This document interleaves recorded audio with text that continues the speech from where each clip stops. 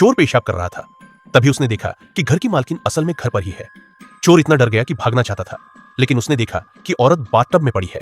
यह अजीब नजारा देखकर चोर हैरान रह गया। उसने हिम्मत करके कहा कि वह चोरी करने आया है, लेकिन औरत ने सिर हिलाकर कहा कि उसे पता है, और साथ ही याद दिलाया कि चोरी करने के बाद दरवाजा बंद कर देना। चोर को तुरंत कुछ गड़बड़ लगी। उसने मेज पर नजर डाली तो वहां खाली दवाई की शीशी पड़ी थी। फिर उसने दीवार पर रखी दवा की अलमारी देखी। तभी उसे समझ में आया कि औरत आत्महत्या करना चाहती है। चोर ने बोतल उठाकर देखी और हंसी रोक नहीं पाया। असल में जो दवा औरत ने खाई थी वह एंटीबायोटिक थी। एक दो बोतल ज्यादा खाने से मौत नहीं होती। औरत ये सुनकर चौंक गई और जल्दी से चेक करने लगी। तभी उसे समझ आया कि क्यों वह आधे दिन से बाथटब में लेटी है और कुछ नहीं हुआ।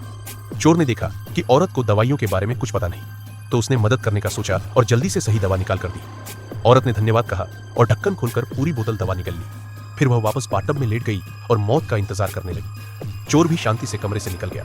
पूरा माहौल ऐसा लग रहा था मानो वह अपने ही घर में हो। उसने घर की सारी कीमती चीजें गाड़ी में भरी और तेजी से निकल गया, लेकिन आधे रास्ते में ही वह रुक गया। उसका ज़मीर उसे चैन नहीं लेने दे रहा था, तो वह वापस लौट आया।